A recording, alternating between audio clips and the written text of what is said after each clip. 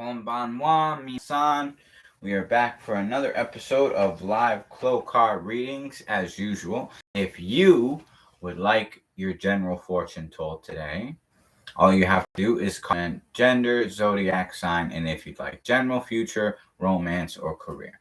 Now, I am offering a special to anybody who is interested that if you donate at a minimum of $5 to PayPal, you qualify for a weekly reading every week for the rest of the year. And that would basically be like, hey, you get a bonus instead of just one reading for every episode you tune into. You basically would get a reading every week till the end of the year. And basically, if you are interested in that, please comment on the video after we conclude this broadcast and just say that you did, and leave me your email address, or just comment how you could be reached best, whether it's Facebook, Twitter, or email, and we will basically discuss how I could give you your reading. Now, if you want, if it's actually easier and you do comment like, oh, I don't need it or whatever, I could actually read your reading every week when we do these. So that wouldn't be a problem either. Just in case you don't want to give out personal information, I totally understand. Anyways, let's get into it. So we will start with my own reading, then we will read some Neville Goddard. Freedom for All tonight is the book we will read from the first chapter. Oh, great Clow cards of Kurorido, using the power of the sun and the moon and the stars, reveal to me what message you have regarding my general future, and enlighten me with the wisdom of the infinite intelligence of universal consciousness through the symbolism within these cards. There is.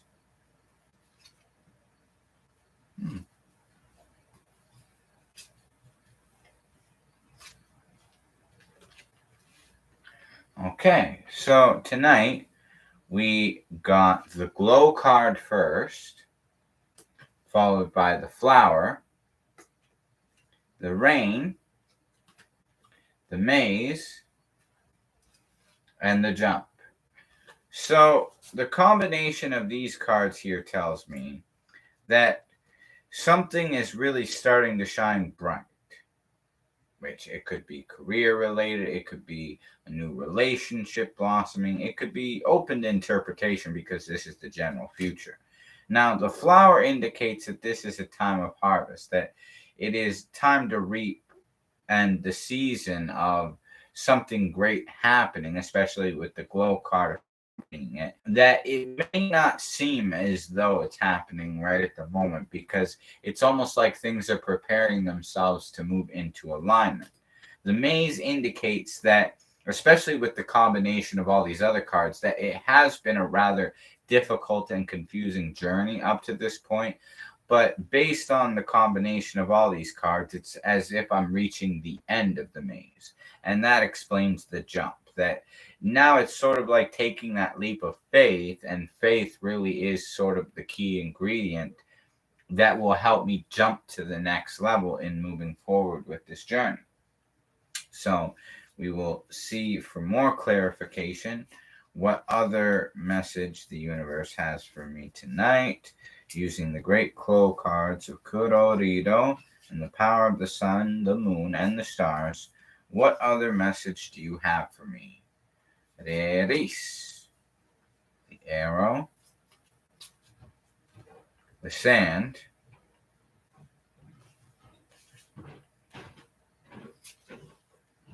the light, oh no, the big, the earthy, and the watery. So the arrow symbolizes that this is a time of marksmanship, aiming for the mark. Thank you.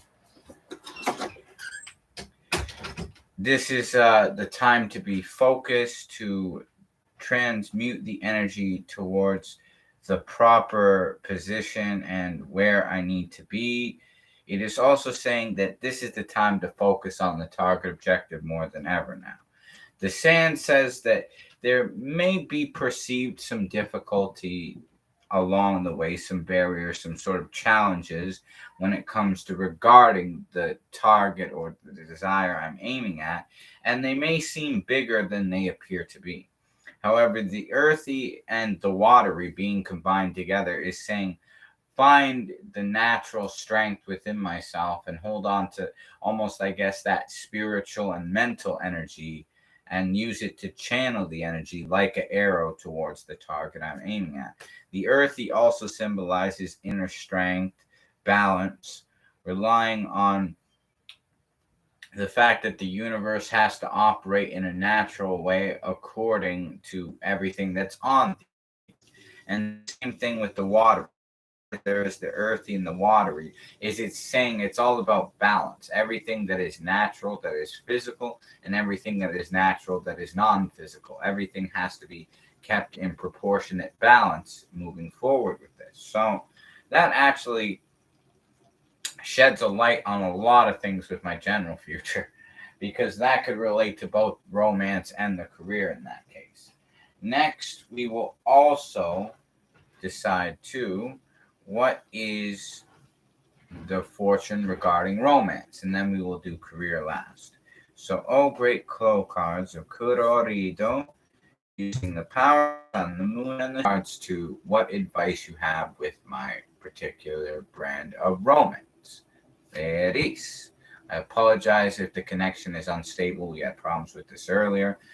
The Sakura card, the power card, the light. Oddly enough, I spoke too soon, but the light did show up. And then the dark and the erase. So considering this comes up for a romance reading, it's almost like the Sakura card is telling me to focus on my own inner strength and sort of be the mystical, magical character and be the best version of myself that I can be. That is the most crucial part of all this. The power is indicating that I am really using all of my power in this case, and it is actually working out better than I perceive it. Now, there always has to be a balance, which is interesting because we have the light and the dark card. The fact that we actually drew both these cards together in this reading actually symbolizes like the yin and the yang, that everything has to be in proportionate balance. Now, it is saying that there is actually as much light shining as there is darkness shining. So if I'm perceiving it to be negative or dark given my romantic situation, there is actually equal amount present. But that's why it's focusing on myself and unlocking my own inner power that will be the guidance. The fact that the erase card shows up indicates that it's best to just leave the past behind. However, the fact is that the light and the dark appear is also saying try to look back on the past if ever I do think of the past as realizing that there was just as much good as there was negative. There was just as much light as there was darkness. So that's actually a very positive reading, and that definitely gives clarity. Now we will do career. Oh, great Clow cards of Kurorido, using the power of the sun, the moon, and the stars. Guide me with advice using the infinite intelligence of universal consciousness like a rocket beat out into the solar system. Redis. The mist, the wood, the return, the time, and the little. Now, the fact that these cards, it's interesting because you could almost look at the time and the return as almost like duality in nature, because the fact that you have both of these cards together and they both are indications of traveling backwards or just time itself is the embodiment of everything existing in the now, which is what that's indicating, which applies to the concept of manifesting in itself. The mist indicates, because that was the first card, by the way, actually, I will, just in case the audience was curious, we will show the last 5 cards for romance. The Sakura, power, the light, the dark. Just so you guys know, I'm not just picking random cards or saying they're random cards, right? That was the last 5. Now we have the mist, which indicates to the wood. The mist indicates that there has been almost like a confusion, but that the barriers regarding the career are actually starting to dissolve, that they're not as difficult to overcome as I may have perceived. They may present themselves almost an illusion, a cloud of haze and confusion of what to do, but really the answers are all coming in their own natural way. Hence the wood card. The wood is indicating that, like, take inspiration from nature, take inspiration from all the natural things, going out, seeing the trees, feeling the breeze, be passive in nature, but also stay grounded. The return is indicating, like, give yourself credit for the career as far back as you could trace the roots. Like the fact that I had made so many albums in such a short amount of time is success and an accomplishment in itself, and it's quite praiseworthy. Artists are sometimes very critical and hard on themselves. I know that I am. By the way, I got my Death Note t-shirt on. Shinigami. It's very cool. But yeah, as I was saying though, and a lot of artists are very hard on themselves, right? So it's indicating, like, look back and reflect. Like, you know, since I made Impulse, my debut album, up till now, I have really put out a lot of great records, and I keep it going. I'm working on A Point to Prove now, going to be recording the next song this weekend, Koishiteru, all in Japanese, so very excited for that. And then the time card indicates, like, to remember too, especially with the return card, look back on the past, but also look to the future and realize that all time exists in the now. Hence why the fact that both these cards showed up in the same reading, it's a reminder that all time is ever present now, that everything is not past, present, and future in the spiritual realm. It all exists in the now. And then the little is saying, like, take a little time to be grateful and to just don't overwork myself, but make sure that the quality of the work that I do in a little bit of time proves itself in the test of the performance, which is really important and good, crucial advice. So yeah, if anybody else would like a reading before we conclude this broadcast, please comment gender, zodiac sign, and if you'd like general future, romance, or career, and I will get to it. Now, I will read while we wait to see if anybody is interested, any eager volunteers, so to speak. We will read the first chapter of Neville Goddard's Freedom for All. Chapter 1, The Oneness of God. Hear, O man, made of the very substance of God. You and God are one and undivided. Man, the world, and all within it are conditioned states of the unconditioned one, God. You are this one. You are God conditioned as man. All that you believe God to be, you are. But you will never know this to be true until you stop claiming it of another and recognize this seeming other to be yourself. God and man, spirit and matter, the formless and the formed, the creator and the creation, the cause and the effect. Your Father and you are one. This one in whom all conditioned states live and move and have their being is your I am, your unconditioned consciousness.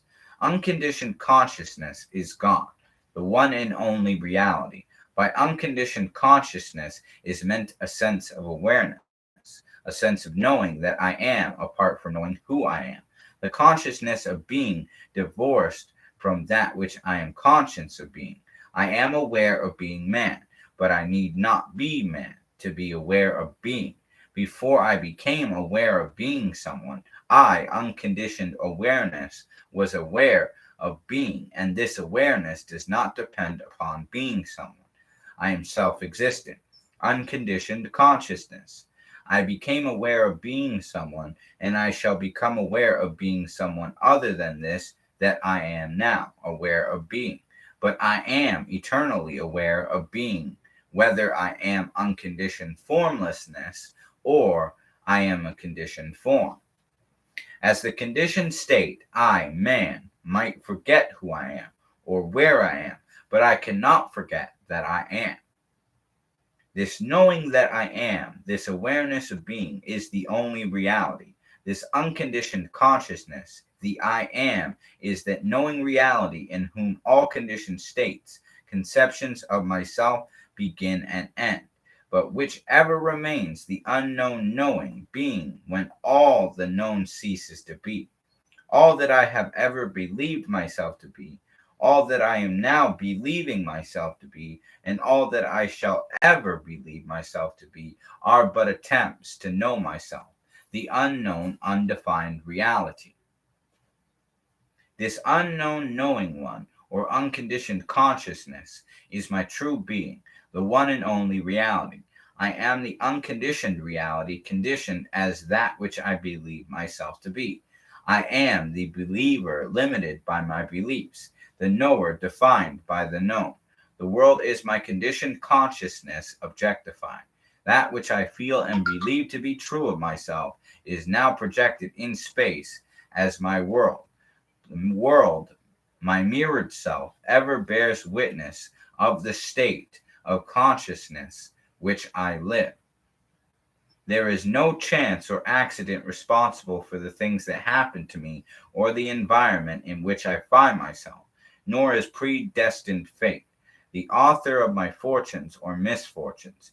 Innocence and guilt are mere words with no meaning to the law of consciousness, except as they reflect the state of consciousness to be. The consciousness of guilt calls forth condemnation. The consciousness of lack produces poverty. Man everlastingly objectifies the state of consciousness in which he abides, but he has somehow or other become confused in the interpretation of the law of cause and effect. He has forgotten that it is the inner state which is the cause of the outer manifestation, as within, so without. Correspondence, the second of the seven principles of Hermes Trismegistus. And in his forgetfulness, he believes that an outside God has his own peculiar reason for doing things, such reasons being beyond the comprehension of mere man. Or he believes that people are suffering because of past mistakes which have been forgotten by the conscious mind. Or again, that blind chance alone plays the part of God. One day man will realize that I am, his own I amness, is God. He has been seeking throughout the ages, and that his own sense of awareness, his consciousness of being, is the one and only reality. The most difficult thing for man is to really grasp is this, that the I amness in himself is God. It is his true being or father state, the only state he can be sure of. The Son, his conception of himself, is an illusion. He knows that he is, but that which he is an illusion created by himself, the Father, in an attempt at self-definition. This discovery reveals that all that I have believed God to be, I am the resurrection and the life, is a statement of fact concerning my consciousness. For my consciousness resurrects or makes visibly alive that which I am conscious of being. I am the door. All that ever came before me are thieves and robbers, shows me that my consciousness is the one and only entrance into the world of expression, that by assuming the consciousness of being or possessing the thing which I desire to be or possess is the only way by which I can become it or possess it, that any attempt to express this desirable state in ways other than by assuming the consciousness of being or possessing it is to be robbed of the joy of expression and possession. I am the beginning and the end, reveals my consciousness as the cause of the birth and death of all expression.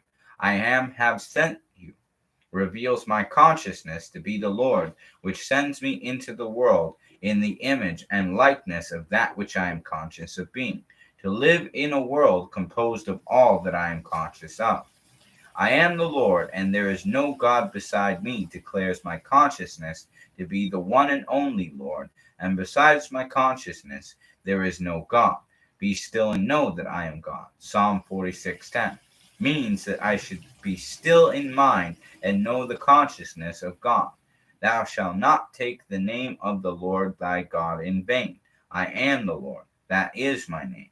Now that you have discovered your I am, your consciousness to be God, do not claim anything to be true of yourself that you would not claim to be true of God. For in defining yourself, you are defining God. That which you are conscious of being is that which you have named God. God and man are one. You and your Father are one. Your unconditioned consciousness, or I am, and that which you are conscious of being are one. The conceiver and the conception are one. If your conception of yourself is less than that which you claim to be true of God, you have robbed God, the Father, because you, the Son or conception, bears witness of the Father or conceiver. Do not take the magical name of God, I am, in vain, for you will not be held guiltless. You must express all that you claim yourself to be. Name God by consciously defining yourself as your highest ideal. So, yeah, that's a very deep, profound chapter. Always love reading that. Plus, that kind of kills two birds with one stone today because I hadn't actually fully read anything of Neville Goddard's today. I meant to start reading it, then my movie actually started working, which was wonderful, so I ended up watching that. But I thought, oh, well, I usually read Neville Goddard for all the live Clow card readings, so I'll just read it then and complete the chapter. But I did read a bit of that earlier, but just to actually get through that whole chapter there, it's not really that long. Very interesting and very insightful. In fact, it ties into a lot of what I had actually been thinking about and feeling today. Oddly enough, there was kind of a strange understanding as I was reading that there was really crucial information that I was meant to absorb and soak in like a sponge. I've already read that book before, but reading that chapter too and that book within the book, because it's a collection of multiple books by Goddard, to have them all kind of combined in one book and to reread that chapter again, it's like I felt like I picked up on the whole interpretation of that chapter way different than the first time I read it, perhaps, which was very interesting. Now, if anybody else would like their fortune told, I will tell it before the conclusion of our broadcast, but if not, then I will just discuss a few other things to round off our program. So, as I mentioned, I would be recording the next song for A Point to Prove, which will be sung all in Japanese as well as like Boku mo Aishiteru was. By the way, thanks again for everybody who's been supporting it. We've now got 3,300 plus views and we keep climbing. So let's keep it skyrocketing. Let's make it to 10,000 people. What do you say? Anyways, I'm very excited and happy about that, which is what has motivated me with this album, because I've always liked Japanese pop music as well, to really branch off with A Point to Prove and really do a lot of it just singing Japanese pop songs. Like most of the songs are going to be sung in Japanese. However, there may be a few songs where it's a mix. But I am definitely going to try to do the majority of the songs in Japanese, just because that to me seems like the best route to approach the whole thing.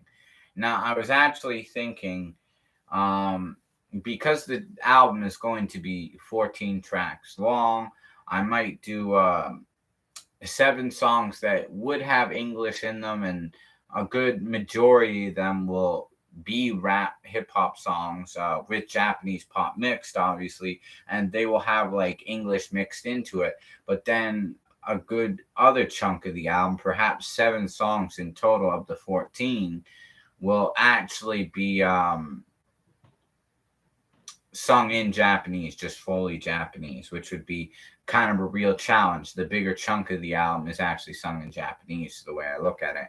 And then I will actually mention too, the intro is a message, oddly enough, by Neville Goddard himself, some dialogue I recorded, and then I play a bit of piano instrumentation in the background, and then the outro track will actually be a purely jazz instrumental composition called Miso Soup. So those tracks won't really have anything to do with hip hop so much either, or Japanese pop.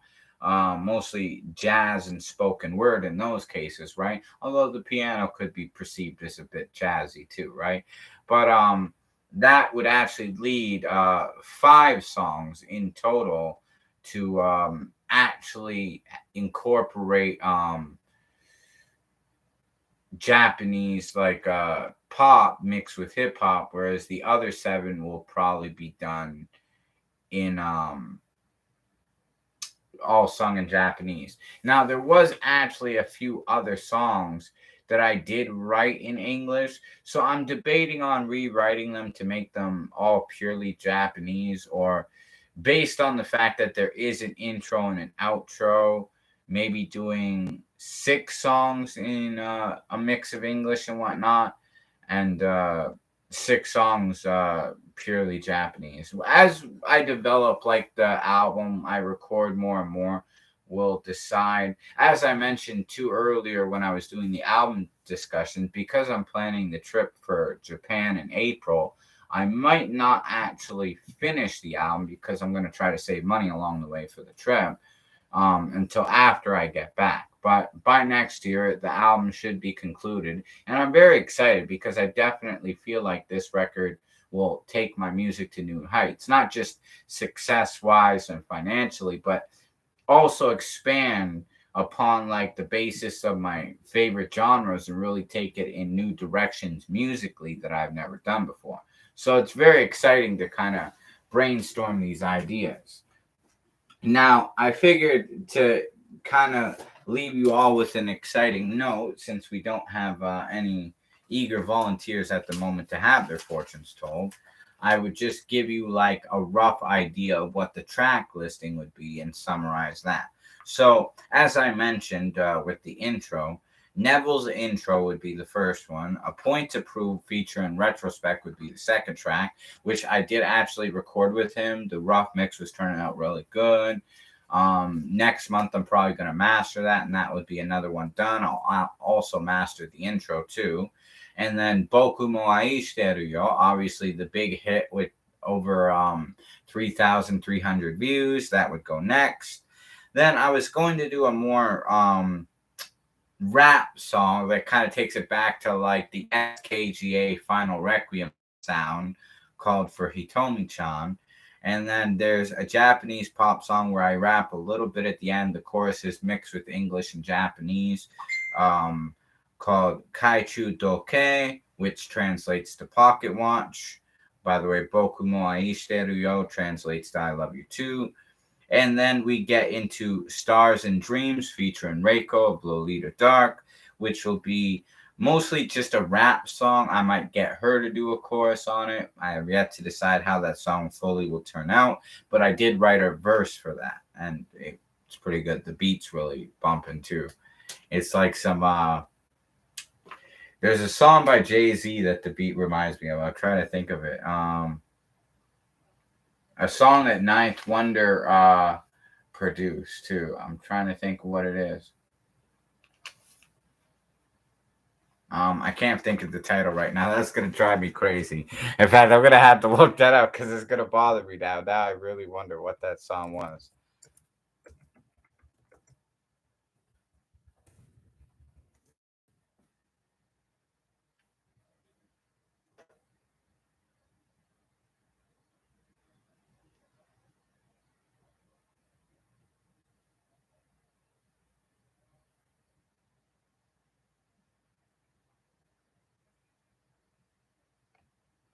It was from the Black album too. Let me see. I'm gonna have to look up the track listing exactly because I know Threat. That's it. I couldn't think of what the title was. That, see, it wouldn't have come to my mind right away. But that's exactly what the track is called. It's called Threat. And the beat of Threat reminds me a lot of the beat of Stars and Dreams. And then the Stars of Dreams comes from Cardcaptor Sakura's Staff of Stars and Dreams. And like the idea of the beat, it has like these like like shooting star kind of sound effects on the keyboard, which reminded me of that, right? And then next we will do a song called Minori Chihara no Uta, which is a song for one of my best friends who always hearts my YouTube comments on her videos, Chihara Minori, the great voice actress and Japanese pop singer who played Yuki Nagato and did such wonderful songs as Final Moratorium, Precious One, Tomorrow's Chance. The list goes on. Next, we get into The Law of Assumption, which will have longtime collaborator Olga Chung from Hong Kong singing on that. I will rap some verses, she will sing the chorus. And then Ma Atarashi Mystic, brand new mystic to translate that. That I'm definitely gonna sing in Japanese, and that's also gonna be a huge reference to Hitomi Shimatani's song "Mystic World," sort of my own male version of it, my own brand new mystical formula, we'll call it, based on like the idea of studying mysticism and Neville Goddard. Next, we will do a song on this album called "Maki Modoshi Jikan," rewinding time, because it's like going back to the pocket watch Kaido D from Clear Card Captor Sakura. Like those ideas are heavily in the writing and the concepts of this. Then another song I actually did record already that I will mix, and well, I've already mixed. It sounds good according to Tani-san, who I dedicated for. The song is called "Japan Is Where My Heart Is," and I'll mix and master that at the end of the month. It's already mixed. It sounds good, but I'll master it, and that'll be another one done. Then there will be another song called "Power of Awareness," which I did kind of intend to rap. I haven't really come up with lyrics for it yet. Koi Shiteru, which is the one I'm recording this weekend, and then Miso Soup, the purely jazz instrumental piece that will round the album off. So very exciting, unique album. There's really some great, unique concepts that I'm daring to attempt with this record that I've never attempted with music, and the whole formula is going to be a lot different than anything else I've ever made as a recording artist. So very excited. So far, I got some really good ideas, and it's coming along piece by piece. And then once I come back from Japan, lay out the final tracks with some help from Reiko and Olga, and then we'll really have the ball rolling. We'll drop that a point to prove, and it'll be a slamming album. I can already feel it. Anyways, thanks everybody for watching. I hope you all enjoyed tonight's presentation of live Clow card readings. Neville Goddard's reading, my fortune telling with the Clow cards. And I wish you all the best. As I usually point out too, if you comment after the conclusion of this broadcast and you would like your fortune told, just leave a comment saying your gender, your zodiac sign, and if you'd like general future, romance, or career, and I will be sure to read yours next Tuesday when we come back at either 7 or 8, depending on how it works out. But till then, everybody take care. Domo arigato gozaimasu, minasan. Oyasumi nasai. Super Kami Guru Alucard. Peace out. Matane.